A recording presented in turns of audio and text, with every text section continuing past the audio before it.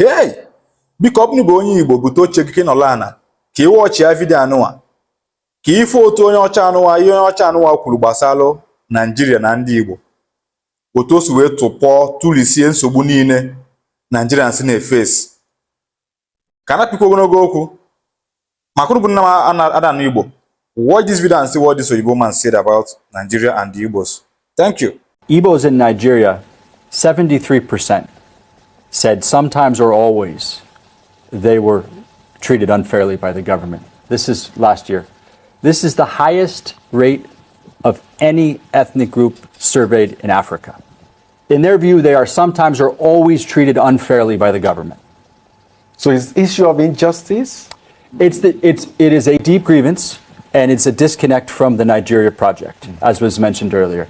And I mentioned that number just to underscore the underlying grievance that has to be addressed.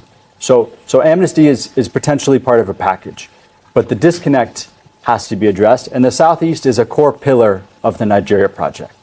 Comes back to the discussion of its importance. So all of these issues that are being discussed are inherently political. They're being seen through a political lens. For example, infrastructure, development. The grievance is you have a very productive region that is exporting not just to Nigeria, but internationally. You have, I think, Imo and Anambra are number 4 and number 6 for GDP in Nigeria. And that was in 2021, which was a very violent year. So even amidst the violence, three of the 5 states in Southeast are in the top 12 for GDP per capita. Yet there's no seaport. The bridges are not good. The roads are not good. So it is a development and infrastructure issue, but it's seen through a political lens as a political grievance. The same with security, which is you have significant deployment of security forces, yet the perception is the DPOs are not from Southeast. Many of the officers are not from Southeast. They are not necessarily well-versed in the local context. And so they're not performing the role of community security in a way that they or other communities would expect. So that's a security issue, yes, but it's also perceived through a political lens. And it's the same with federal appointments and involvement in governance. So these are development, these are policy, these are economic issues, but they're seen through a broader political lens that they're not being kind of fairly adjudicated.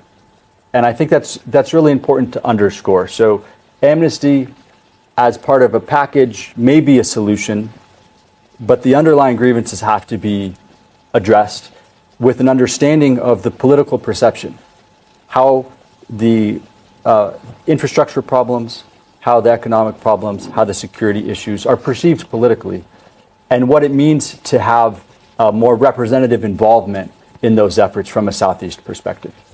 Yes, it has to be a multi-stakeholder approach. The sensitive issues have to be addressed, and there needs to be involvement of the key stakeholders as this initiative is doing.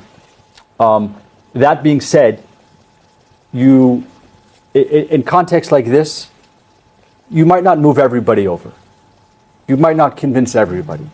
But where you make a serious effort and where you provide legitimate avenues, you will see a significant reduction in popular grievance that draws down support for extremism and makes it very difficult to operate. So a multi-stakeholder approach doesn't immediately solve all the problems, but it changes the trajectory, and it moves a lot of the public into using or trying to use the legitimate mechanisms again, as opposed to staying on the sidelines or even supporting extremist activity. So it's where you need to start, and it's the direction that you need to go.